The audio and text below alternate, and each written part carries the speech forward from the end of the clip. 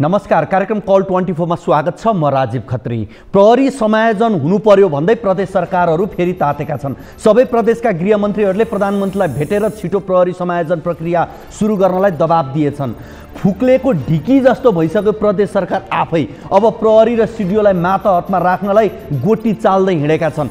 मनका लड्डु घिउसँग खाने भनेको यस्तै हो। समायोजनका कुरा प्रहरी र सिडिओलाई आफू खुसी चलाउन नपाएपछि भौतारिएका छन् प्रदेश सरकारहरू। प्रहरीलाई यिनीहरूको चाकडी र सेवामा लगाउन चाहेका छन्। बदुवा मजदुर जस्तो बनाउनका लागि यो समायोजनको कुरा गर्दै हिँडेका छन्। पिर्के सलामी खान नपाएको भोक चलेको समायोजनको कुरा। प्रहरी समायोजन होइन, प्रदेश खारेजी गर।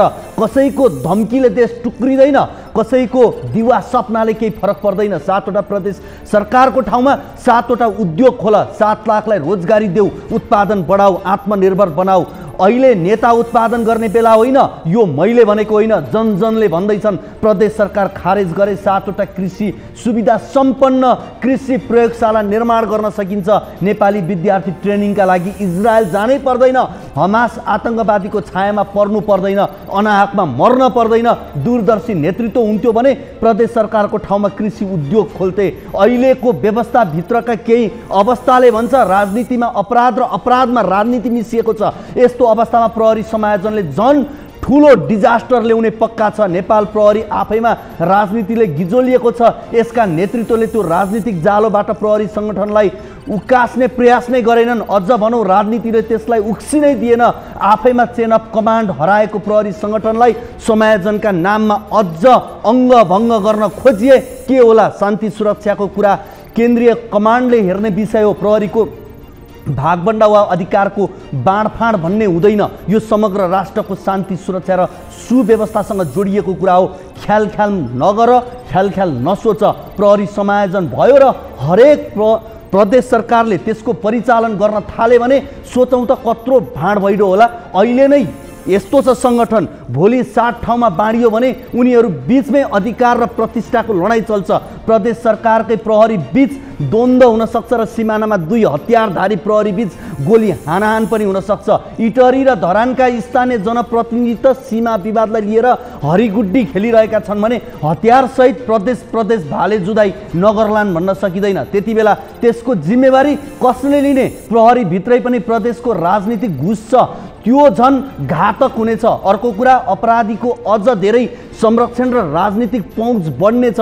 एउटा प्रदेशमा अपराध गरेर अर्को प्रदेशमा संरक्षित र सुरक्षित भएर अपराधी बस्नेछन्। त्यस्तो अवस्थामा के गर्ने? किनकि राजनीतिक दबावमा रहेको प्रहरी सङ्गठनका हात खुट्टा कति र कसरी बाँधिएका हुन्छन् भन्ने कुरा त देखेकै कुरा हो, भोगेकै छौँ। प्रहरीको साङ्गठित अधिकारलाई टुक्र्याउनु वा छिन्न भिन्न पार्नु भनेको अन्ततः देशमा ठुलो विनाश निम्त्याउनु नै हो। प्रदेश संरचना नै काम छैन, जनताले भन्न थाले। बढी खर्चिलो छ, धान्न नसक्ने भइसक्यो राज्यले। अब के को समायोजन? बरु प्रदेश नै खारेजी गरिदिए हुन्छ, टन्टै साफ हुन्छ। कयौँ राजाहरू पाल्न यहाँ गाह्रो भइसक्यो। हेर्नुहोस् न, नेपालको राष्ट्रिय सभाका अध्यक्ष हुन् कि विदेशको राष्ट्रिय सभाका अध्यक्ष हुन्, बुझ्न सकिएन। आफ्नो कार्यकालमा 100 दिन त विदेशमै बिताएछन्। जनताको करको दुरुपयोग, ढुकुटीको दोहन, शक्ति र पहुँचको दुरुपयोग, स्वेच्छाचारी प्रवृत्तिको पराकाष्ठ। उता किरा फट्याङ्ग्रा भन्दा सस्तो नेपालीको ज्यान भएको छ। नीतिविहीन देशका नागरिकको दुरावस्था छ। युद्ध गर्छन् युक्रेन र रुस, ज्यान गुमाउँछन् नेपाली। युद्धकै क्रममा रुसी सेनामा भर्ती भएर लडाइँ लड्दैछन् नेपाली। मानव तस्करको भयावह रूप। रुस र युक्रेनको युद्धमा मर्ने नेपालीको सङ्ख्या 4 पुग्यो, जो अवैध तरिकाले रुसी सेनामा भर्ती भएका थिए। नेपाली भुटानी शरणार्थीपछि अवैध रुसी लडाकु भर्ती प्रकरण डरलाग्दो। मानव तस्करीको नेटवर्क बन्दै छ। यसबारे किन छानबिन चलिरहेको छैन? जवाब सिधा छ, उच्च पदस्थको धन्दा वा परिचय बचाउन। देशमा रोजगारी नदिने गणतन्त्रको नाममा बोल्न पाएको छस् भन्यो पुग्यो। जताभावी नियुक्ति, प्रदेश सरकार, समानुपातिक जिल्ला समन्वय समिति, केन्द्र सरकारका राजा रजौटा अनि रुस, युक्रेन, भारत, बेलायत र अमेरिकामा मर्ने त नेपाली जनता। कांग्रेस सभापति शेरबहादुर देउवा भन्छन् खाँडले न्याय पाउनुहुन्छ। के हो यो भनेको? मुद्दा विचाराधीन छ, आरोप गम्भीर छ, छानबिनलाई प्रभावित गर्ने गरी किन बोल्छन्? यो व्यवस्थालाई यिनीहरूको यस्तै गैर जिम्मेवार बयानले कमजोर बनाइरहेको छ। कुतर्क बढी भयो। हाम्रो देशमा दोषीले न्याय पाउने र पीडितले दण्ड पाउने कुरा कन्फर्म हो। त्यसैले नक्कली भुटानी शरणार्थी प्रकरणका आरोपी बालकृष्ण खाँडले न्याय पाउँछन् भन्नेमा ढुक्क छन् शेरबहादुर देउवा। न्याय मतलब पहुँचवालाको कोर्टको खल्ती। पार्टीका पहिलो तहका नेताहरू कुममा कुम जोडेर हिँड्छन्, दोस्रो तहका नेताहरू एउटै टेबलमा जाँडपाटी गर्छन्, तेस्रो तहका कार्यकर्ताहरू एक आपसमा जुत्छन् र खप्पर फुटाउँछन्। यही हो नेपाली राजनीतिको यथार्थता। दर्शकवृन्द, यी र यस्तै विकृतिका अन्य विषय आजको कल 24 मा हामीले समावेश गरेका छौँ। यसको अलावा तपाईँहरूको गुनासोलाई हामी कार्यक्रममा प्रत्यक्ष समेट्नेछौँ।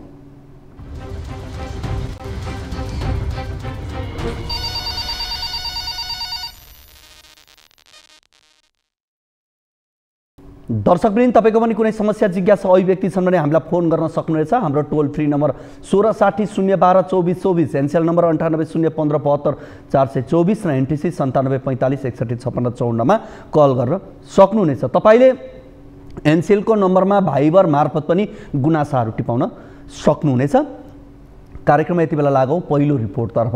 रुसी सेनामा कार्यरत 4 जना नेपालीले ज्यान गुमाएका छन्। रुस युक्रेन युद्धको क्रममा रुसी सेनाले नेपालीलाई पनि सेनामा भर्ती गर्ने क्रम बढेपछि सैनिक बनेका मध्ये 4 जनाले ज्यान गुमाएका छन्। रोजगारीको अभावमा नेपाली युवा भने द्विपक्षीय सम्झौता नभएका युक्रेन, रोमानिया, फ्रान्स र रुस लगायतका देशमा सेनामा भर्ती भएर काम गरिरहेका छन्। यसबाहेक युद्धग्रस्त क्षेत्रमा खटिएका धनी देशका सेनाले अवकाश प्राप्त नेपाली सैनिक र युवालाई पनि सैन्य गतिविधिमा प्रयोग गर्दै आएका छन्। रोजगारीका लागि जतिसुकै जोखिमपूर्ण क्षेत्रमा पनि सुरक्षाकर्मी भएर काम गर्न तयार हुने प्रवृत्तिका कारण नेपाली युवाले एकपछि अर्को जोखिम मोल्दै आएका छन्। सरकारले समयमा कूटनीतिक पहल गरेर आफ्ना नागरिक सुरक्षित राख्न नसक्दा अफगानिस्तान र इजरायल जस्तै रुसमा पनि नेपाली युवाका लागि अर्को विपत्ति आइलाग्ने हो कि भन्ने चिन्ता थपिएको छ।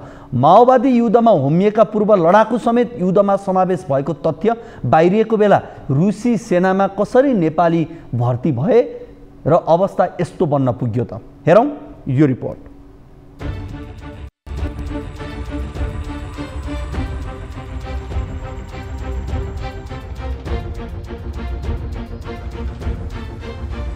रुसको मस्को स्थित नेपाली दूतावासका अनुसार रुस युक्रेन युद्धको क्रममा रुसी सेनामा कार्यरत 3 नेपालीको मृत्यु भएको पाइएको छ। गएको कार्तिक 29 गते अर्थात् नोभेम्बर 15 मा स्याङ्जाका प्रीतम कार्के, दोलखाका राजकुमार रोक्का र इलामका गंगराज मोक्तानको मृत्यु भएको औपचारिक जानकारी नेपाली दूतावासले परराष्ट्र मन्त्रालयलाई दिएको छ। रुसी सेनाले आफ्नो सहयोगीको रूपमा उनीहरूलाई राखेको बताइएको छ। 3 जना नेपालीले रुसमा ज्यान गुमाएपछि यसबारे सोधीखोजी चलिरहेको छ। रुसी सेनामा कार्यरत केही नेपाली अझै सम्पर्कविहीन बनेको बताइन्छ भने रुसी सेनामा 200 बढी नेपाली कार्यरत रहेको अनुमान गरिँदै आएको छ। नेपाल स्थित रुसी दूतावास अघि केही समय पहिले युवाको लाम लाग्ने गरेको थियो। त्यसबेला रुसको मस्कोसम्म भिजिट भिसामा त्यहाँ पुग्ने र उतै रुसी सेनामा भर्ती हुने क्रम चलेको अनुमान गरिए पनि त्यसको औपचारिक पुष्टि हुने आधार भने भेटिएको थिएन। तर रुसमा भिजिट भिसामा जानेहरूले आफै व्यक्तिगत रूपमा बन्दोबस्त गरेर सेनामा भर्ती भएको बताइन्छ। यता नेपालीहरू अवैध रूपमा रुसी सेनामा भर्ती भएको विषय सार्वजनिक हुन थालेपछि परराष्ट्र मन्त्रालय र रुसको मस्को स्थित दूतावासले सेनामा भर्ती नहुन अपिल नै गरेका थिए। नेपालले औपचारिक रूपमा रुसी सेनामा नेपालीलाई पठाउने व्यवस्था नभएको समेत जानकारी गराएको थियो। तर पनि थुप्रै नेपालीहरू रोजगार बन्ने लालचमा सेनामा भर्ती हुन पुगेका देखिन्छन्। माओवादी पूर्व लडाकु पनि रुसी सेना। तत्कालीन माओवादीले थालेको 10 वर्षीय युद्धमा सहभागी भएका पूर्व लडाकुहरू पनि रुसी सेनामा सहभागी भएको विषय यसअघि नै सार्वजनिक भइसकेको छ। म्याग्दीका रमेश विक डायमण्ड रुसी सेनामा कार्यरत रहेको विषय आफैले सामाजिक सञ्जाल मार्फत सार्वजनिक गरेका थिए। उनी तत्कालीन माओवादीको युद्धमा जनमुक्ति सेनाको रूपमा कार्यरत रहेका थिए। उसो त उनले लेनिनको देशबाट रातो सलाम भन्दै लामो सन्देश नै सार्वजनिक गरेका थिए। डायमण्ड उपनाम राखेका उनले पुटिनको सिपाहीको रूपमा आफू परिवार व्यवस्थापनका लागि रुस पुगेको उल्लेख गरेका थिए। अन्य माओवादीका पूर्व लडाकु समेत त्यसरी सेनामा भर्ती भएको दावी गरिन्छ। उनी जस्तै अरू खुल्न नचाहेका कारण पनि तथ्य सार्वजनिक हुन सकेको छैन। रसियन सेना रहर कि बाध्यता। रुसमा भाडाका सैनिकहरू छन्। रुसको राष्ट्रिय सेनालाई सहयोग गर्ने गरेका भाडाका सैनिकहरूले केही समय पहिले विद्रोह नै गर्ने स्थिति बनेको थियो, जसको नेतृत्व रुसी राष्ट्रपति भ्लादिमिर पुटिनका भान्से बनेर चिनिने वाग्नर समूहका प्रमुख येवगेनी प्रिगोजिन रहस्यमयी हवाई दुर्घटनामा मारिएका छन्। यसरी भाडाका सैनिकको रूपमा धेरै नेपाली कार्यरत हुन पुगेको दावी गरिन्छ। रसियन सेनामा नेपालीहरू आफै सहभागी हुन पुगेका छन्। नेपालमा बढ्दो बेरोजगारी र आर्थिक सङ्कट टार्नकै लागि नेपालीहरू जोखिम मोलेर अवैध रूपमा रुसी सेनामा भर्ना हुने गरेको पाइन्छ। रुसले संयुक्त राष्ट्र सङ्घदेखि विभिन्न शक्ति राष्ट्रको प्रतिबन्ध बेहोरिरहेको छ भने नेपालले यस्तोमा आफ्ना नागरिकलाई सेनामा पठाउने विषय नै सहज छैन, तर नेपालीहरू बाध्यतामा परेरै सेनामा भर्ती हुने गरेको दावी छ। युक्रेनी सेनाको बन्धक नेपाली। त्यस्तै बर्दियाका 23 वर्षीय विवेक खत्रीलाई युक्रेनी सेनाको नियन्त्रणमा रहेको समाचार केही समय अघि बाहिरिएको थियो। खत्री युक्रेनी सेनाको नियन्त्रणमा रहेको युक्रेनका पूर्व आन्तरिक मामिला उपमन्त्री एन्टोन गोरान्चेन्कोले युक्रेनले पुष्टि गरेका थिए। विवेकले एयरबोर्न फोर्सका लागि काम गरेको गोरान्चेन्कोले सामाजिक सञ्जालमा उल्लेख गरेका थिए। दर्शकवृन्द, यो प्रसङ्गसँगै यति बेला भने हामीसँग कोही दर्शक हुनुहुन्छ, उहाँसँग हामी कुराकानी गर्छौँ, उहाँको फोन कल लिन्छौँ। हजुर नमस्ते। नमस्ते हजुर, कहाँबाट को बोल्दै हुनुहुन्छ? हजुर, मेरो नाम देवनारायण ठाकुर हो। देवनारायणजी, यहाँको समस्या के होला? सर, मैले चाहिँ 2080 चाहिँ मुद्दा दर्ता गरेको थियो। उसमा भनेर एसपी कार्यालय। हजुर, त्यो चाहिँ अब रातको हालसम्म कुनै कारवाही भएन। म अभिभावक हैरान भइसक्यो होइन। कतैबाट मुद्दाको म्याच चाहिँ जान लाग्यो सर होइन। त्यसैले चाहिँ त्यसमा उपाय गर्नु होइन। अपराधीहरू मलाई धम्काइरहेको छ। हालसम्म कुनै किसिमको कारवाही चाहिँ भएको छैन। यस हिसाबले के चाहिँ त्यस्तो गरेको केही थाहा भएको छैन होइन। त्यही हो सर। अब चाहिँ अब मेरो निजी जग्गाबाट हजुर गाउँपालिकाको वडा अध्यक्ष विनोद कुमार यादव र गापा अध्यक्ष सन्तोष महतो मेरो अनुमति जग्गाबाट चाहिँ करिब 2.5 कट्ठा जग्गा चाहिँ बाटो बनाइदियो। बाटोमा पर्ने त्यही अब अब्जेक्टिभ राखी मेरो बाटो नबनाउनु मैले पटक भन्दा भन्दै राति बनाइदिएको हो। त्यो विषयमा चाहिँ भन्दा भन्दै तपाईँले मुद्दा चाहिँ तपाईँले के अदालतमा हाल्नुभएको कि न्यायिक समितिमा हाल्नुभएको? हजुर, गरेपछि मैले चाहिँ केस फारम बनाएर एसपी कार्यालयमा राखेको। ए, प्रहरी कार्यालयमा चाहिँ तपाईँले निवेदन दिनुभएको? ए, अनि प्रहरीले चाहिँ के भनिरहेको छ त नि अहिले? प्रहरीले चाहिँ बिजाउनु भन्दाखेरि ठिकै छ, मैले मान्छे पठाइदिएछु समाजलाई। पहिले चाहिँ ठिकै छ, समस्या बन्छ भन्दा गर्दै यो म्याच चाहिँ उनीहरूले गुजार्न खोजेको हो कि हो थाहा पाएको छैन। त्यस हिसाबले गयो भेट्यो, फर्केर कति धाए, फोन पनि गर्थे, कुनै पुरै सुन्नुहुन्न। कति भयो तपाईँले निवेदन दिनुभएको? यो हजुर 4/9 दर्ता गरेको 4 महिना जति भइसक्यो। म्याच बितिसक्यो। ए, 4 महिना जति भइसक्यो? हजुर सर। अनि तपाईँलाई चाहिँ अमानवीय व्यवहार गरेको भनेको चाहिँ के? तपाईँलाई तपाईँमाथि कुटपिट पनि भएको हो? मेरो केस फारम बनाएर दर्ता गरेको कुटपिट गरेको मलाई। हजुर, कुटपिट गरेको। अनि त्यसमाथि चाहिँ फेरि च्यातेर पुरै अब गाली गराउँछ के गर्यो अब आउँछु यसमा नयाँ पारेर यस्तो अलिक गाली गर्यो होइन। त्यस्तो भन्ने भएन त्यो। तपाईँले जाहेरी दिएर पनि यसमा प्रहरीले सम्बोधन नगर्नु, त्यो विषयमा छलफलका लागि नबोलाउनु, कारबाही नगर्नुको कारण चाहिँ के हो? किन हो? त्यो व्यक्ति चाहिँ को हो? उहाँ चाहिँ तपाईँलाई त्यस्तो गर्ने? यिनीहरूले चाहिँ कुन थाहा पाएको छैन सर। मैले चाहिँ भन्ने मुद्दामा जान्छु होइन। यहाँ चाहिँ पहिले मलाई कुटपिट गर्दाखेरि मैले प्रहरी बोलाएको सुरक्षा गऱ्यो, कार्यालयमा गयो, यी प्रकारमा गयो, यी प्रकारबाट पनि कुनै किसिमको पाएन होइन। त्यसै मिल्दै अनि अपराधीहरूलाई पनि एकसाथ पुलिस हेर्नुमा यिनीहरूको के मिल्नु थियो थाहा पाएन सर। त्यसले गर्दाखेरि मैले चाहिँ गएर एसपी अफिसमा त्यो साथ बनाएर त्यहाँबाट चाहिँ मुद्दा दर्ता गरेको हो। तपाईँले हामीलाई कसको प्रहरीहरू कसैको नम्बर उपलब्ध गराउनु भएको छ? जिल्ला प्रहरी कार्यालयको? जिल्ला प्रहरी एसपीको अफिस नम्बर त छ, मैले एसपीको अफिस नम्बर दिन सक्छु होइन। ओके नम्बर भन्दिनु सर होइन नम्बर यसरी यहाँ नभन्नु होला अहिले हामी पछि नम्बर लिन्छौँ तपाईँसँग हामीले कुराकानी गऱ्यौँ र तपाईँको समस्यालाई हामीले आज कार्यक्रममा लिएका छौँ हामी यस विषयमा प्रहरीसँग पनि बुझ्ने प्रयास गर्छौँ है र अहिले भने म यहाँसँग छुट्छु तर तपाईँको विषयलाई हामी फेरि फलोअप चाहिँ गर्छौँ है त सर त्यति गर्दै एकदम म त एकदम दुखित भइसक्यो कि सर 4 महिनासम्म यस्तो भएकोले हैन हस् देवनारायणजी कुराकानीका लागि यहाँलाई धेरै धेरै धन्यवाद हामीसँग हुनुहुन्थ्यो देवनारायण चौधरी सिराबाट हुनुहुन्थ्यो सिरा प्रहरीमा उहाँले मुद्दा निवेदन दिएको भए पनि आफूमाथि अमानवीय व्यवहार भयो भन्दै कुटपिटको प्रयास भयो भन्दै उहाँले निवेदन दिनुभएको तर प्रहरीबाट सुनवाई नभएको भन्ने उहाँको गुनासो थियो हामी यो विषयमा फेरि हामी कार्यक्रममा फलोअपको प्रयास गर्नेछौँ र तपाईँका पनि कुनै समस्या जिज्ञासा अभिव्यक्तिहरू छन् भने कार्यक्रममा फोन गर्नुहोला अब लागौँ अर्को प्रसङ्गतर्फ झापा जिल्लाको दुःख भनेको हात्ती आतङ्क हो सबैभन्दा बढी नेपालको पूर्वी तराई खास गरी झापा जिल्ला हात्तीबाट बढी पीडित छ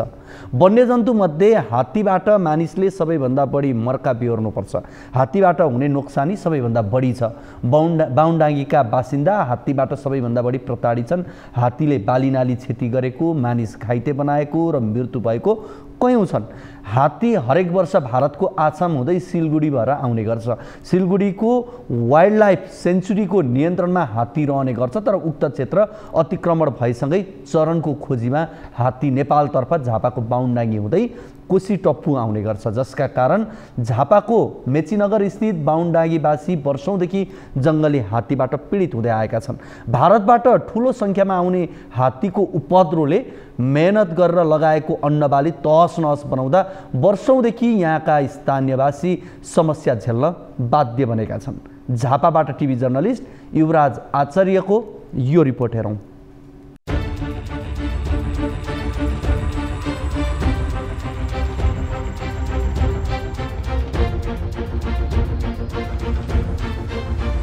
झापास्थित बाहुनडाङ्गीमा हात्ती आतंकको समस्या 50औं वर्षसम्म पनि जस्ताको त्यस्तै छ हात्ती आतंक रोक्न अनेकौं उपायहरू अपनाए पनि समस्या घट्नुको साटो अझ बढ्ने क्रममा छ 2029 सालतिर फाटफुट देखिने हात्ती बिस्तारै बढ्दै हाल सयौंको संख्यामा आउन थालेपछि धान मकै कोदो लगायतका अन्नबालीको उत्पादनको उर्वर भूमिको रूपमा रहेको बाहुनडाङ्गी क्षेत्रमा यसको विकल्प खोजिन थालेको छ आफूले दुःख गरेको केही भित्राउन सकिँदैन जब खेत रोप्यो अथवा मकैहरू छरिसक्यो मकै जब फल्न लाग्छ है अथवा भोगा लाग्न लाग्छ है भनेपछि भारतबाट जङ्गली हात्तीको हन्जा आएर यहाँ तहस पारेको छ अब धान रोप्ने हो या त मकै रोप्ने हो या त अर्को कुनै विकल्पको खेतीपाती नै हो हाम्रो मुख्य आय स्रोतको बाटो अरू बाटो त केही पनि छैन तर पनि यो मुख्य स्रोतको आय बाटोमा चाहिँ अब हामीले वर्षेनी कहिले धान लगाउँछौँ कहिले मकै लगाउँछौँ कहिले कोदो लगाउँछौँ कहिले फापर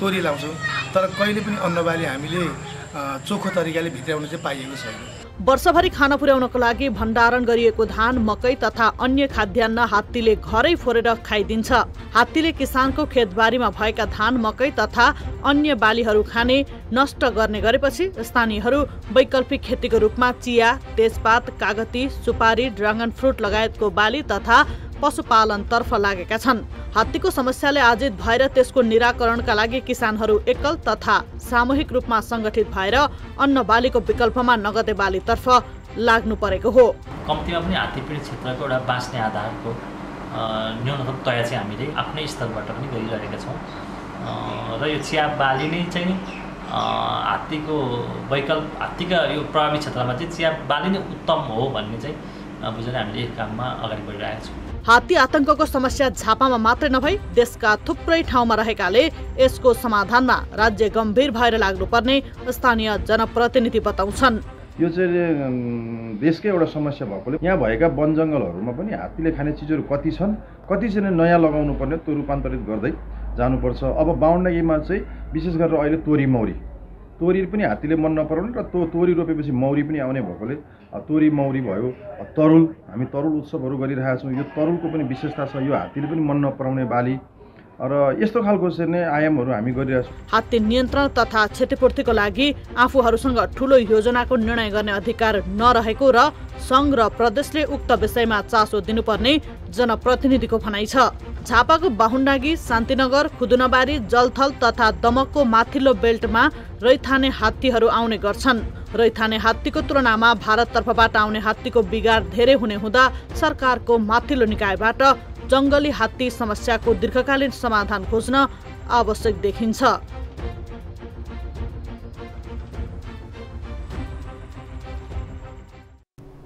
दर्शकवृन्द, यसै विषयमा कुराकानी गर्नका लागि यति बेला हामीसँग जीवजन्तुविद ददी सापकोटा हुनुहुन्छ, जो पत्रकार एवं लेखक पनि हुनुहुन्छ। वातावरण, प्रकृति र जीवजन्तुका विषयमा चासो राख्ने उहाँका प्रकाशित पुस्तकहरू पनि छन्। हामी उहाँसँग कुराकानी गर्छौँ। ददी सर, यहाँलाई कार्यक्रम कल 24 मा स्वागत छ। हजुर, धन्यवाद सर, धन्यवाद हजुर। अब आज हामीले एउटा हात्तीको सन्दर्भको रिपोर्ट राख्यौँ, यो बाहुन्डाङ्गीको प्रसङ्ग थियो। हामी हात्ती आतङ्क भन्छौँ, यो मानवमाथि हात्तीको आतङ्क पनि हो या हात्तीमाथि मानव आतङ्क हो? हात्तीको आतङ्क भन्छौँ हामी, अब हात्तीले पनि आफूमाथि अत्याचार भएकै पक्कै महसुस गर्ला। वास्तवमा यो हो के हो? होइन, यस्तो हो, मानव समुदाय, मानव जीवभन्दा पहिला जीवजन्तुहरूको उत्पत्ति भएको 7000 वर्ष पहिला हो। त्यस कारणले गर्दाखेरि अहिले हामीले जति पनि आतङ्क मानव र हात्तीको बिचमा हामीले जसरी बुझेका छौँ, त्यो चाहिँ हात्तीको आतङ्क होइन कि मान्छेले हात्तीमाथि गरेको आतङ्क हो। त्यो चाहिँ होइन, नम्बर एक यसरी बुझ्नु पर्यो। किनभने जुन प्राणी पहिला जन्मिएको हुन्छ उसको अधिकार बढी हुन्छ। त्यस कारणले गर्दा यो हात्तीमाथि मानव आतङ्क हो एउटा कुरा। अर्को कुरो के हो त भन्दाखेरि हात्तीहरू भनेको चाहिँ जहिले पनि बसाइसराइ गर्ने जीव हुन्। एउटा भाले हात्ती अथवा पोथी हात्तीलाई, एक्लो हात्तीलाई चाहिँ 250 वर्ग मिटरको क्षेत्रफल चाहिन्छ र एउटा हात्तीको समूहलाई पोथीले नेतृत्व गर्छ र उसलाई तपाईँको लगभग 1000 वर्ग किलोमिटर क्षेत्रफल चाहिन्छ। त्यो भनेको के हो भने चितवन नेसनल पार्कको क्षेत्रफल जम्मा 965-75 ल बढीमा 75 वर्ग किलोमिटर छ। चितवन नेसनल पार्क भन्दा पनि ठुलो एरिया चाहिँ एउटा पोथी हात्तीको समूहलाई चाहिन्छ। त्यो हिसाब किताबले मैले अब हात्तीहरू जसरी उनीहरू चर्चा गर्थे पहिला आफ्नो जीवनकालमा, आफ्नो हजुरबा जिजु बाजे बराजुको पालादेखि त्यो क्षेत्रफल, त्यो जङ्गल, उनीहरू हिँड्ने बाटो, तपाईँ हामीले मानव समुदायले घर बस्ती बनाउने हुनाले त्यहाँ चाहिँ अवरोध सिर्जना गरेको हो।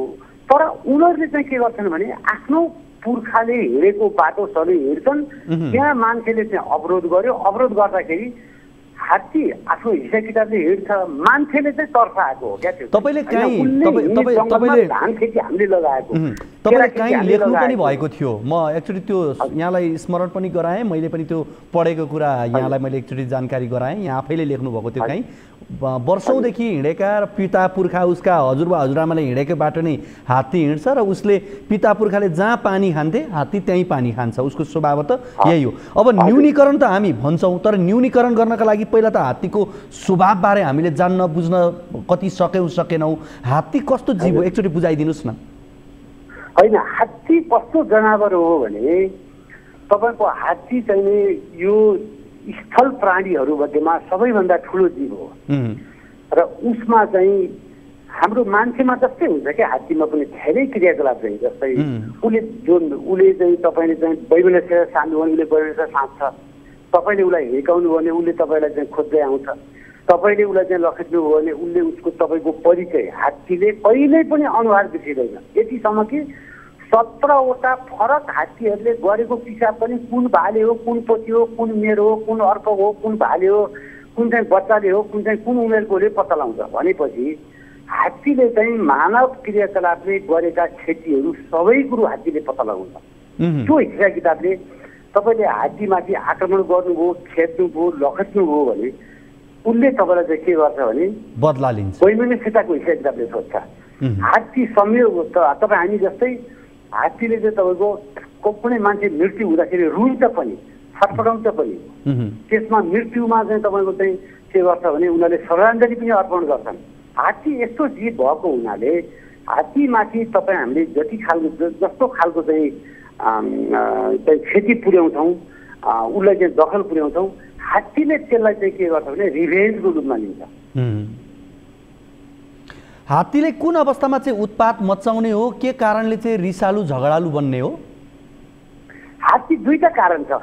एउटा कारण के छ त भन्दाखेरि हात्तीको समुदायमा केही भालेहरू जब चाहिँ भाले र पोथीको बिचमा समागमन अथवा त्यसलाई भनौँ यौन तृप्ति सिर्जना हुन्छ, त्यो बेलामा केही भालेहरू मत्ता हुन्छन् अनि उनीहरूले हाड नाता करणी नहोस् भनेर पोथीहरूले चाहिँ यो हात्तीको समूहमा के हुन्छ भन्नु होला भने पोथीले नेतृत्व गर्छ, मातृसत्ता हुन्छ हात्तीमा र त्यो मातृसत्ताको नेतृत्व जुन पोथीले गर्थे उसले एउटा समुदायको नेतृत्व गर्नुपर्ने छ। तिमी यहाँ जाऊ, तिमी यहाँ नजाऊ, यसरी जाऊ, यसरी ल्याऊ, यहाँ जाउँ, यहाँ नजाउँ, यहाँ आल बसौँ, यहाँ नबसौँ, यस्तो खालको गरिबी भएको मान्छेलाई चाहिँ हेरचाह गरौँ, पोथीलाई हेरचाह गरौँ नगरौँ, गरिबी बच्चा पाइसकेपछि उसलाई चाहिँ सुत्केरी बिदा दिउँ नदिउँ, उसलाई चाहिँ पानी ल्याएर फर्क्यौँ, घाँस दिउँ, यो सबै हुन्छ।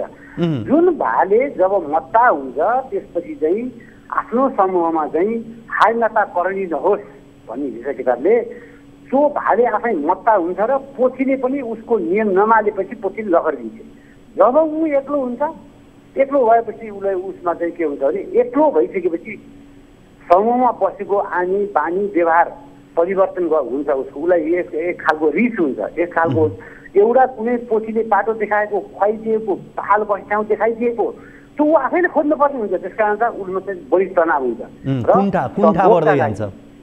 हजुर यौन तृप्तिका लागि उसले जब भेटाउन ऊ मात्छ, त्यसपछि ऊ एउटा बौला जस्तो हुन्छ होइन, ऊ मात्तिन्छ। अर्को कुरो के हुन्छ त भन्दाखेरि उनीहरूले हिँड्ने बाटोमा, उनीहरूले खाने चरिचरणमा, उनीहरूले बस्ने हालमा तपाईँले जब दखल पुर्याउनुहुन्छ, मान्छेले जब दखल पुर्याउँछ उनीहरू आग्रहित हुन्छ। हात्तीहरूको मूलत भनेको यो कारण हो। तपाईँले एकदमै एउटा रोचक कुरा भनिदिनु भयो। यो हुन त हामीले हात्तीको यस विषयमा रोकथामको विषयमा हामी केही समय पढेपछि आउँछौँ, तपाईँले त्यसका उपायहरू पनि बताउनु भएको थियो, मैले कहीँ पढेको पनि छु। जस्तो तपाईँले अहिले भन्नुभयो सामाजिक प्राणी भनेपछि तिनमा आक्रोश हुन्छ, वेदना हुन्छ, बदलाको भावना, सहयोग, सामूहिकता, दुःख, पीर, एकता, पीडा, माया, बिछोड सबै छटपटी हुँदो रहेछ है उनीहरूमा पनि। हजुर हजुर।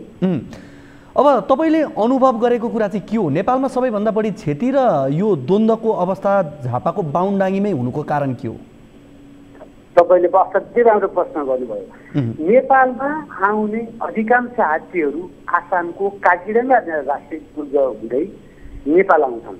एउटा कुरा त्यो के कारण हो भने भारतको ब्रह्मपुत्र लगायतका नदीहरूमा चाहिँ जब वर्षायाममा चाहिँ असाध्यै बाढी आउँछ, बाढी आएपछि उनीहरूको चरिचरण ढाकिन्छ, पानीले ढाक्छ, ढाकेपछि उनीहरू के गर्छन् भने उनीहरूले पुर्खाहरूले चरिचर्चा गर्दै आएको त्यही जमिन जुन चाहिँ भारतको अन्य भाग हुँदै उनीहरू प्रवेश गर्छन्, त्यो भनेको उनीहरूको प्रमुख नाका तपाईँको 100औं वर्षदेखि, हजारौँ वर्ष भइसक्यो, हजारौँ वर्षदेखि पूर्वाञ्चल बेती नदीको पूर्वी भागबाट बाहुनडाङ्गी हुँदै उनीहरू प्रवेश गर्थे, नेपाल प्रवेश गर्थे। त्यो के भयो त भन्दाखेरि हात्तीहरूको त्यो ठाउँमा चाहिँ केही वर्ष अथवा 50, 60, 70, 100 वर्ष, बढीमा 100 वर्ष अगाडिदेखि हाम्रो चाहिँ के भयो भने त्यो जमिनमा चाहिँ मान्छेहरूले खेतीयोगी जमिन बनाए, घर बनाए, मान्छेले दखल पुर्याए। त्यो कारणले गर्दा उनीहरूले पुर्खादेखिको ज्ञान, पुर्खादेखिको म्याप, पुर्खादेखिको नक्सा भनौँ न, त्यो नक्सा अनुसार उनीहरूले फलो गर्दै आउँछन्। तर हामी मानव जातिले उनीहरूको प्रमुख प्रवेशद्वारमा नै तपाईँको घर पस्ने ढोका भन्नुहोस् न, तपाईँले कुनै पनि तपाईँको घरको ढोकामा तपाईँले चाहिँ कसैलाई अवरोध गरिदिनु भयो भने तपाईँको र त्यो प्रवेश गर्ने मान्छेको बिचमा तपाईँको त द्वन्द्व हुने हो नि त। हो त्यही द्वन्द्व हो त्यो। बाहुनडाङ्गी नेपाल प्रवेश गर्ने अधिकांश हात्तीहरू, जो प्राय जसो अधिकांश हात्तीहरू आसामदेखि आउँछन्, त्यो हात्तीहरूको प्रवेशद्वारमा नेपालीहरूले अवरोध गरेको हुनाले त्यहाँ बढी चाहिँ तपाईँको चाहिँ द्वन्द्व हुने गरेको कारण थियो।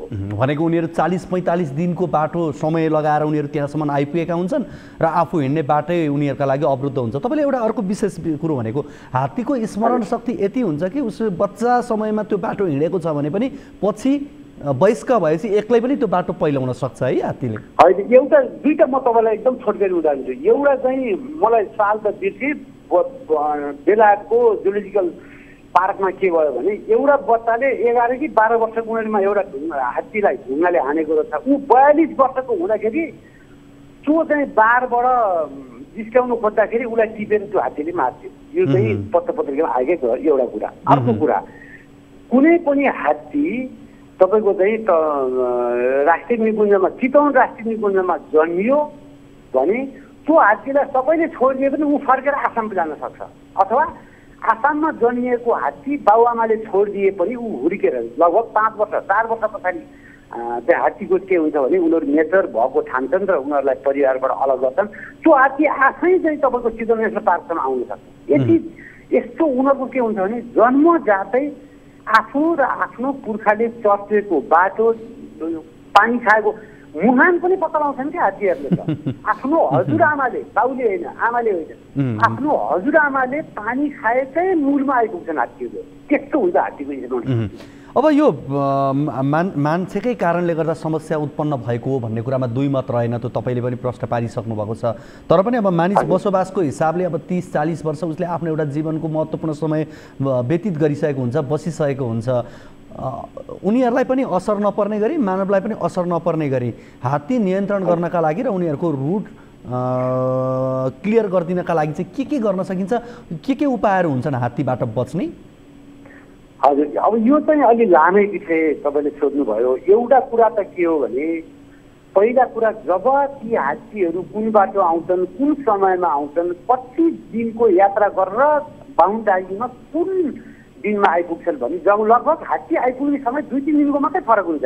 त्यो पनि फेरि कस्तो हुन्छ भने वातावरणको असर होइन, कुनै हात्ती बिचे बाटोमा बिरामी पऱ्यो भने एक दिन अथवा 10 घन्टा भोलि अडिएलान्। त्यो यस्ता खालका केही प्राविधिक कारणहरू बाहेक हात्तीहरू लगभग एकै समयमा, जस्तै बाढी आउने समयमा पनि ढिलो भयो भने उनीहरू ढिलो आइपुग्ला नि, त्यो फरक छ। नत्र चाहिँ एकै समय उनीहरू त्यो आइपुग्ने समयमा उनीहरूले बाधा अर्जन गरिदिनु भएन, एउटा कुरा। अर्को कुरो, हात्ती आउने बाटोमा कमसेकम घरहरू छन् भने पनि कसरी त्यो हात्तीहरूको बाटोलाई अलिकति सहज बनाइदिन सकिन्छ त, दखल नपुर्याउन सकिन्छ भन्ने दोस्रो कुरा भयो।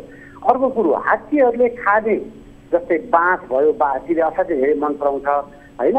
अब एसियाको हात्तीहरूले चाहिँ केरा धेरै खान्छन् भने अफ्रिकाको चाहिँ गर्भिणी भएको हात्तीहरूले चाहिँ केरा खाँदैनन्। फेरि त्यो चाहिँ केरा धेरै खुवायो भने अफ्रिकी हात्तीहरूको चाहिँ गर्भलाई चाहिँ असर पर्ने रहेछ।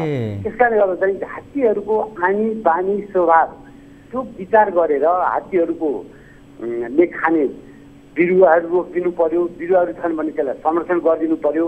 र हात्तीहरू आएको देखेपछि ढोल खटाउने, राँको बाल्ने, असाध्यै पिट्ने, ढुङ्गाले हान्ने, यस्ता खालका कुराहरू कम गर्नु पर्यो। छोटकरीमा चाहिँ मैले तपाईँलाई यही योसँगै एउटा जोडिएको विषय भनेको करेन्ट लगाउने। आजकल करेन्ट लगाउने पनि देखिएको छ, कतिपय हात्तीहरू करेन्टको कारण मर्ने गरेको पनि पाइएको छ। अर्को तपाईँले एउटा उपाय भनेको माउरीको प्रसङ्ग कहीँ उल्लेख गर्नुभएको छ यहाँले? हो, मैले गरेको थिएँ। यो यस्तो हो, माउरी भनेको चाहिँ कस्तो कुरा हो भन्नु होला भने यो चाहिँ अफ्रिकाको जाम्बिया, गाम्बी, सेनेगालमा प्रमाणित भइसकेको छ। माउरी चाहिँ हात्ती हिँड्ने मूल बाटोमा माउरी पाल्ने, त्यो माउरीको घारमा ट्याक्क हात्ती हिँड्दाखेरि हात्तीको शरीरले एउटा डोरी जस्तो बनाउने, त्यो डोरी हात्ती हिँड्दाखेरि ट्वाक्क ठोकियोस् र माउरीमा चाहिँ लागोस्। अनि माउरीको घारमा ठोकिएपछि माउरी रिसाउँछ। रिसाएपछि आएर चाहिँ हात्तीको जस्तै कान, नाक यस्तो चाहिँ संवेदनशील अङ्गहरूमा चाहिँ उसले टोक्छ।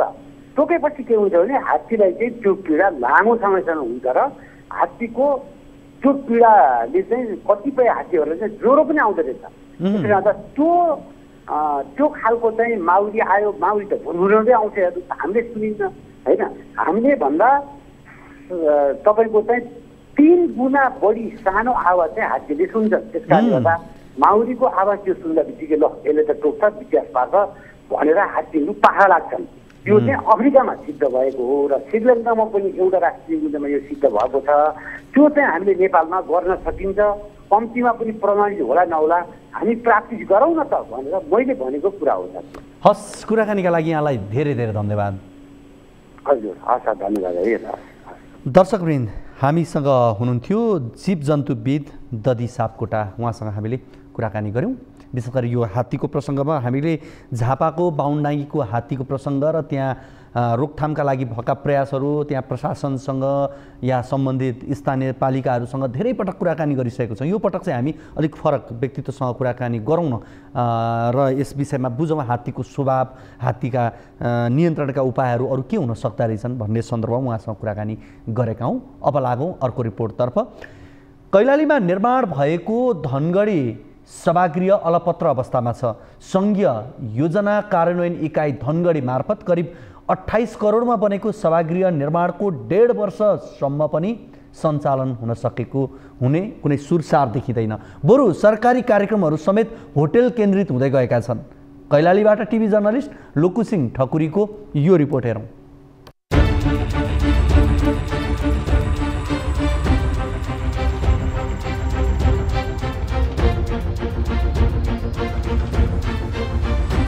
ठूला कार्यक्रमहरू व्यवस्थित तवरले सञ्चालन गर्न सहज हुने उद्देश्यले सरकारले 1.5 वर्ष अघि धनगढीमा सभागृह नै निर्माण गर्यो। कार्यक्रमहरू सञ्चालन हुनुपर्ने यो सभागृह अहिले अलपत्र अवस्थामा छ। तर 3 तहका सरकारका सानादेखि ठूलासम्मका महत्त्वपूर्ण कार्यक्रमहरू महँगा र आलिशान होटलहरूमा चलिरहेका छन्। अहिलेलाई प्रभावकारिता विहीन देखिएको सभागृहले स्थानीयलाई कतै राज्यको लगानी खेर जाने हो कि भन्नेमा आशंकित बनाएको छ। त्यत्रो ठुलो करोडौं रुपियाँ केही स्वास्थ्य क्षेत्रमा बाटोघाटो पुल पुलिसामा हालेको भए त्यहाँ मान्छेले सदुपयोग गर्थे होला, तर त्यहाँ मौरीको घार बस्ने, मुसा बस्ने। अहिले सरकारले आफ्ना कार्यक्रमहरू विभिन्न निजी पार्टी प्यालेसहरूमा गरिरहेछ, त्यहाँ गरेको भए एकातिर सरकारलाई आम्दानी पनि हुन्थ्यो। धनगढी सभागृह सुदूरपश्चिमकै गौरवको आयोजना हो, त्यसैले पनि यसलाई निकै महत्त्वका साथ हेरिएको छ। सभागृह बनाउने ठेक्का पाएको BKY MK रोयल जेबीले निर्माण सम्पन्न गरी 2079 को असार मसान्तमै सङ्घीय योजना कार्यान्वयन इकाइ धनगढीलाई हस्तान्तरण गरिसकेको छ। तर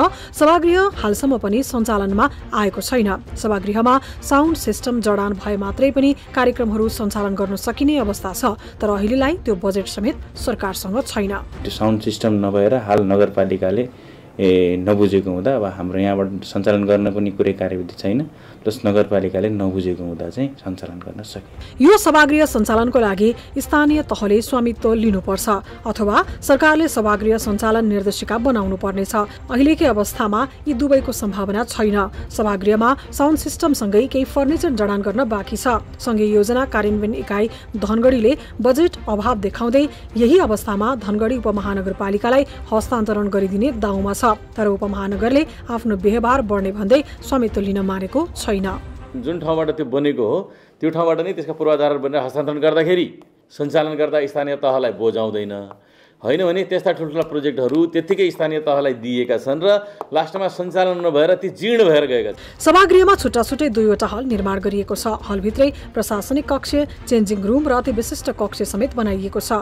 अति व्यवस्थित र प्रदेशकै गौरवसँग जोडिएको सभागृह सञ्चालनमा सरकारको यस्तो खेलाची कहिलेसम्म कायम रहने?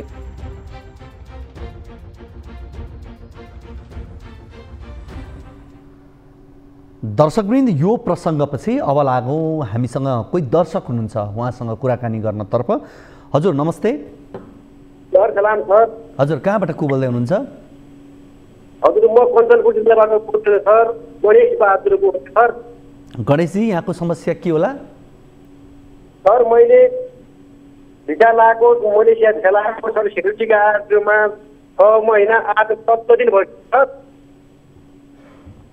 हजुर हजुर मलेसिया सेक्युरिटी गार्डमा भिसा लगाएको 6 महिना 14 दिन भइसक्यो। भिसा पनि आएन सर। हजुर अनि घरि उसले सुझाव गर्छ मोबाइल घरि पैसा पठाएको खातामा हालिदिएको भन्छ, प्रयोग गर्दाखेरि पैसा छैन भन्छ, अहिले हालेकै छैन भन्छ, अहिले मोबाइल सुझाव गर्छ दिन्छको। मलाई तपाईँको आवाज मैले अझ प्रश्न बुझिनँ। मलाई एउटा चिज भन्नु, तपाईँले मलेसिया जान खोज्नु भएको हो?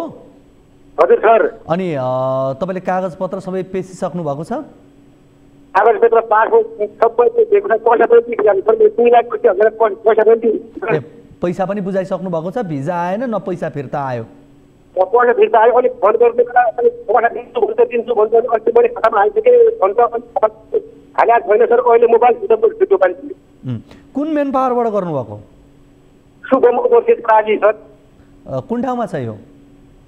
यो सर मित्रनगर छ सर, त्यो दिदी महल भन्दा अलिक पछाडि छ सर। हजुर बिजी महल छ सर, बिजी महल। हजुर, बिजी महल आसपासमै छ सर। ए अनि तपाईँले मेन पावरमै प्रक्रिया पुरा गर्नुभएको कि कोही एजेन्ट मार्फत जानुभएको? होइन, त्यो एजेन्ट पनि हो त्यो, अनि मेन पावरको मान्छे पनि हो। त्यो चाहिँ मेन पावर हो, चाहिँ मेन पावर चाहिँ मेन पावरबाट नै हो सर। अनि मेन पावरले चाहिँ के भन्छ अहिले तपाईँलाई? अनि पैसा दिन्छु भन्छ, पनि उसले भन्न खाउँदैन। अनि एजेन्टको सम्म चाहिँ हिजोदेखि बन्द खुल्छ भइसक्यो सर। हजुर, अनि त्यसलाई फोन गऱ्यो, हिजो मेरो नम्बर फोन उठाउने, मेरो छाप्नेको नम्बर फोन उठाइदिने। अनि भिडियो पहिले हुन्छ, यसो गरौँ, यति बेला हामीसँग टेकबहादुर कुँवर हाम्रो तपाईँले भन्नुभएको मेन पावर कम्पनीका सञ्चालक हाम्रो फोन सम्पर्कमा हुनुहुन्छ, उहाँसँग कुराकानी गर्छौँ। टेकबहादुरजी, यहाँलाई कार्यक्रम कल 24 मा स्वागत छ। हजुर नमस्ते। नमस्ते हजुर, हामीसँग गणेश बोहरा हुनुहुन्छ, उहाँलाई चिन्नुहुन्छ कि चिन्नुहुन्न यहाँले? मैले चिन्छु। हो, उहाँले चाहिँ अब यो वैदेशिक रोजगारमा जानका लागि तपाईँकै मेन पावरमा प्रक्रिया पुरा गरेको, न भिजा आयो न मेरो पैसा फिर्ता आयो भन्ने उहाँको गुनासो राख्नुभयो र तपाईँलाई हामीले सम्पर्क गरेको। उहाँ पनि हाम्रो फोन सम्पर्कमै हुनुहुन्छ, के भन्नुहुन्छ उहाँलाई? उहाँसित म कन्ट्याक्टमै छु, उहाँको फोन मैले उठाइरहेको छु होइन। हजुर, अनि उहाँले भिजा लगाएर मेडिकल गर्नुभयो, पासपोर्ट बुझाउनु भयो। हजुर, अनि भिजा आएन होइन। हजुर, भिजा नआइसकेपछि उहाँ चाहिँ एउटा गेस्ट हाउसको साउसँग आउनुभएको थियो। हजुर, गेस्ट हाउसको साउको थोरो भिजा लगाउनु भएको हो। हजुर, भिजा नआइसकेपछि भिजा लगाएर मेडिकल गरेर मेडिकल पास भइसकेपछि घर पुगेर पैसा पनि पठाउनु भएको हो है। हजुर, अनि उहाँलाई लिएर कसले लिएर आउनुभएको थियो भनेपछि गोपाल बिके भन्ने एकजना साथीले लिएर आउनुभएको थियो। अनि उहाँकै होटलमा बस्नुभयो, खानुभयो है। भिजा नआइसकेपछि मसँग पासपोर्ट र पैसा लिएर मैले फिर्ता दिइसकेँ। हजुर, बुझ्नुभयो नि?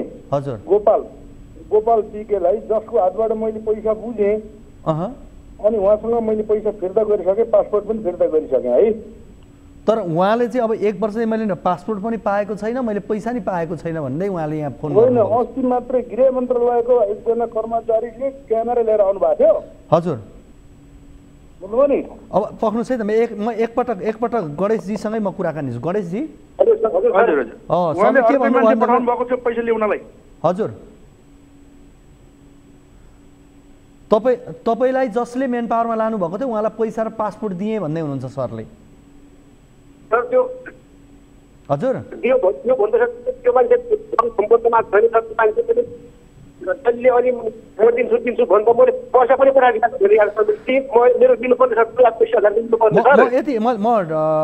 डेकबार सर सुन्नुहोस्, अब तपाईँको उहाँले प्रक्रिया सबै पुरा गरिसकेपछि उहाँले पैसा र पासपोर्ट उहाँले पाउनुपर्ने होइन र व्यक्ति बिचमा त कसले ल्यायो कसले लग्यो भन्ने कुराले अर्थ राख्छ होइन। यस्तो जसको हातबाट मैले पैसा पासपोर्टहरू बुझेँ नि, उहाँलाई मैले उहाँको हातमा मैले बुझाउनु पर्छ।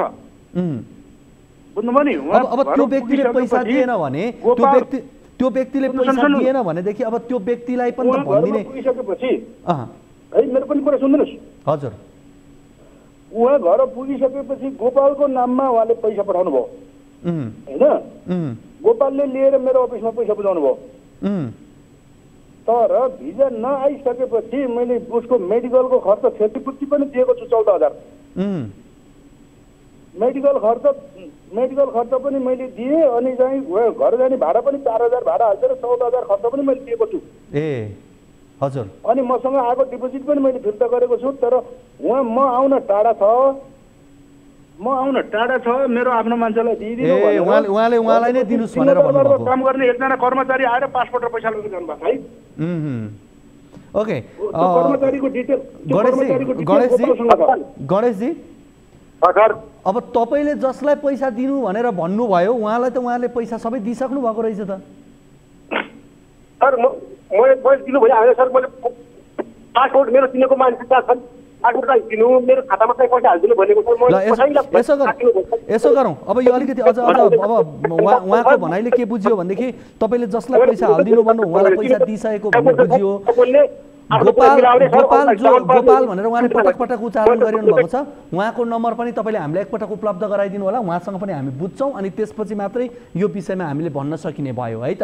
हस्, यहाँको कुराकानीका लागि यहाँहरू दुवैजनालाई धेरै धेरै धन्यवाद। अब कतिपय विषयमा यस्तो फोनबाट कुराकानी गर्दा अब गणेशजीले भन्नुहुन्छ मैले पैसा पाएको छैन, टेकबारजीले भन्नुहुन्छ मैले सबै पैसा र होटलको खर्चसहित सबै पैसा मैले गोपाल भन्ने व्यक्ति जसलाई चाहिँ उहाँले पैसा दिनु भनेर भन्नुभयो उसलाई दिएँ भनेर भन्नुभयो। अब बिचमा गोपाल भन्ने व्यक्ति देखिए, त्यस कारणले आजलाई यो विषय हामीले यहीँनिर रोक्यौँ र आउने कार्यक्रममा यस विषयमा हामी थप फलोअप गर्नेछौँ। कार्यक्रम यति बेला भने पालो भएको छ छोटो ब्रेकको।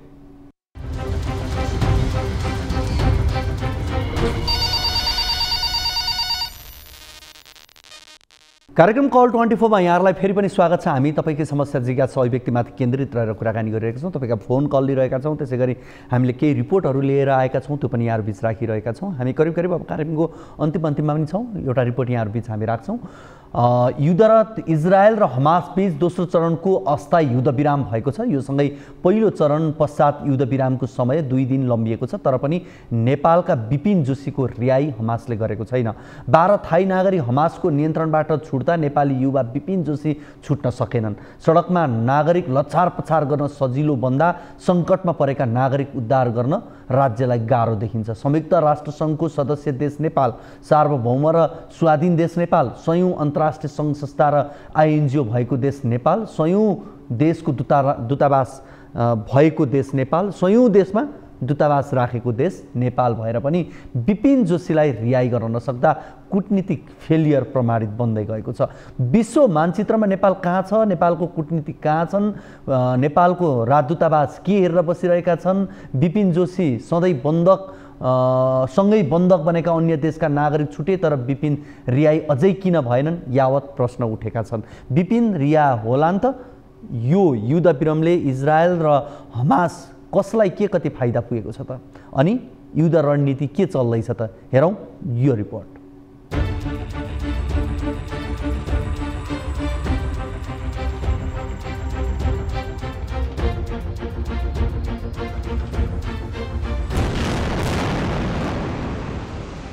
युद्धरत इजरायल र हमास बीच दोस्रो चरणको अस्थायी युद्धविरामसँग बन्दी रिहाई पनि जारी रहेको छ। युद्धविरामको मध्यस्थता गरिरहेको कतारले दुई पक्षबीच दोस्रो चरणमा थप 2 दिन युद्धविराम लम्ब्याउन सहमत भएको जनाएको छ। बन्दी रिहाई जारी रहँदा नेपालका विपिन जोशी अझै रिहा भइसकेका छैनन्। हालसम्म कुन देशका कति बन्दी रिहा भए? दोस्रो चरणको युद्धविराममा इजरायलले रिहा गरेका बन्दीको संख्या 33 जना। दोस्रो चरणको युद्धविराममा हमासले रिहा गरेका बन्दीको संख्या 11 जना। हमासले रिहा गरेका मध्ये 3 फ्रान्सेली, 2 जर्मन र 6 अर्जेन्टिनी नागरिक। हमासले हालसम्म रिहा गरेका बन्धक 69 जना। इजरायलले हालसम्म रिहा गरेका बन्धकको संख्या 150 जना। नेपालका विपिन जोशीलाई हमासले अझै गरेन रिहा। रिहाईका लागि परराष्ट्र मन्त्रालयद्वारा कतार र इजरायलसँग निरन्तर प्रयास। गएको अक्टोबर 7 तारिकमा हमासले गाजा क्षेत्रमा आक्रमण गरी विभिन्न देशका गरी करिब 250 जनालाई बन्धक बनाएको थियो। त्यसमध्ये नेपालका विपिन जोशी पनि छन्। उनी भने अझै हमासको कब्जामा रहेको विश्वास गरिएको छ। यद्यपि उनको यकिन अवस्थाबारे औपचारिक जानकारी प्राप्त छैन। बन्धक रिहाको रणनीतिले कसलाई फाइदा के? इजरायल र हमास बीचको यो अल्पकालीन युद्धविरामले दुवै पक्षलाई फाइदा। युद्धविरामको यो 6 दिनमा हमासले बन्धक बनाएका धेरैजना वृद्ध, महिला र बालबालिकाको रिहाई इजरायलीका लागि ठूलो राहतको विषय हो। यसरी बन्दी रिहाई हुँदा हमासले 50 भन्दा बढी बन्धकलाई आफ्नो नियन्त्रणमा राख्न पाउँछ। यस नीतिले ठूलो संख्यामा बन्धक राख्ने चुनौती लिनुभन्दा यसको संख्या घटाउने सम्झौता हमासका लागि समेत बढी लाभदायक देखिन्छ। अर्को प्रसङ्गतर्फ लागौँ। गत कार्तिक 17मा जाजरकोटको बारेकोट गाउँपालिका 1 रामीडाँडा केन्द्रबिन्दु बनाएर गएको भूकम्पले प्रभावित बनेकाहरू अहिले पनि त्रिपालमा दैनिक काट्न बाध्य छन्। भूकम्प गएको 1 महिना पुग्न लाग्दा समेत सरकारले उचित बसोबासका लागि व्यवस्था नगर्दा सुत्केरी, ज्येष्ठ नागरिक तथा बालबालिकाहरू बढी प्रभावित बनेका छन्। चिसोकै कारण ज्यान गुमाउने बढ्दै गर्दा सरकार मुखदर्शक झैँ बन्ने कहिलेसम्म? जाजरकोटबाट बालकुमार शर्माको सहयोगमा त्रिगुणा भट्टराई बस्नेतको यो रिपोर्ट हेरौँ।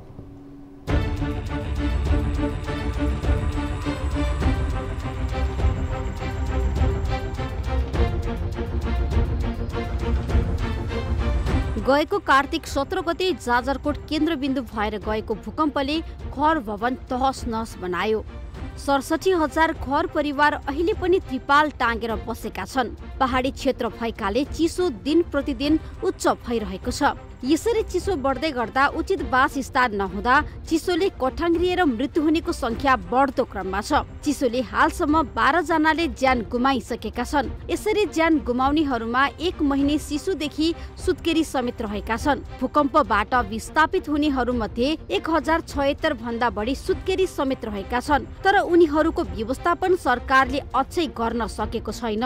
सरकारी निकायहरू उनीहरूको व्यवस्थापन गर्नुको साटो चिसोका कारण मृत्यु भएको होइन भन्दै बसिरहेका छन्। अहिले चाहिँ उहाँहरूको पहिलेदेखि नै नाजुक अवस्था भएका त्यस्तोको चाहिँ डेथ भएको भन्ने चाहिँ जानकारी आएछ र कतिपय चाहिँ दीर्घ रोगीहरू, दमका रोगी, मुटुका रोगी, निरन्तर औषधि खाइराख्नु भएको, उमेर अवस्था पनि नाजुक, धेरै उमेर भएको, एकदमै क्रिटिकल बिरामीहरू रहिराख्नु भएको थियो। उहाँहरू चाहिँ को डेथ भएको हो भन्ने कुरा आएको छ। इभन त्यो चिसोकै कारण मात्रै हो भन्ने कुरा चाहिँ प्रुफ भएको छैन। हामी निकै अहिले कठिन अवस्थामा छौँ र कठिन अवस्थामा कठिनकै सामनामा जस्तो सुकै परिस्थिति भए पनि उहाँहरूलाई सन्तुष्टि बनाएर उहाँहरूले गाँस र बाँसको व्यवस्थापन गरेर अस्पतालमैको हलमा व्यवस्थापन गर्ने गरेका छन्। जाजरकोटमा गएको विनाशकारी भूकम्पबाट 5 वर्ष मुनिका 4000 भन्दा बढी बालबालिका, 700 भन्दा बढी गर्भवती तथा 1000 भन्दा बढी सुत्केरी प्रभावित बनेका छन्। जाजरकोटमा गएको विनाशकारी भूकम्प प्रभावितलाई अस्थायी आवास निर्माणका लागि भन्दै सरकारले मङ्सिर 4 गते नै जाजरकोट र पश्चिम रुकुममा 50-50 करोड रुपैयाँ पठाएको थियो।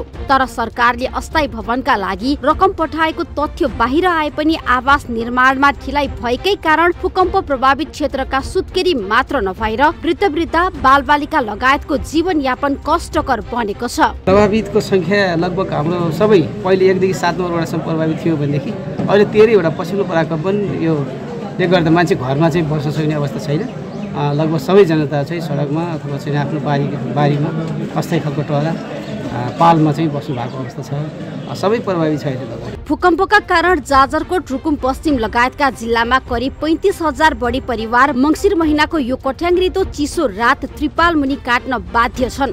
भूकम्प गएको केही दिन चर्चा बटुल्न सरकारी निकायदेखि राजनीतिक दलका नेताहरूले भूकम्प प्रभावित क्षेत्रका बासिन्दाका लागि राहत तथा पुनर्स्थापनाको प्रतिबद्धता जाहेर पनि नगरेका होइनन्। तर सरकार लगायतका निकायबाट गरिएका यस्ता प्रतिबद्धता व्यवहारमा लागू नहुँदा भूकम्प प्रभावित क्षेत्रमा चिसोकै कारण 1 महिने शिशुदेखि सुत्केरी लगायत 12 जनाले ज्यान गुमाएको विषय राज्यका लागि लज्जास्पदको विषय हो।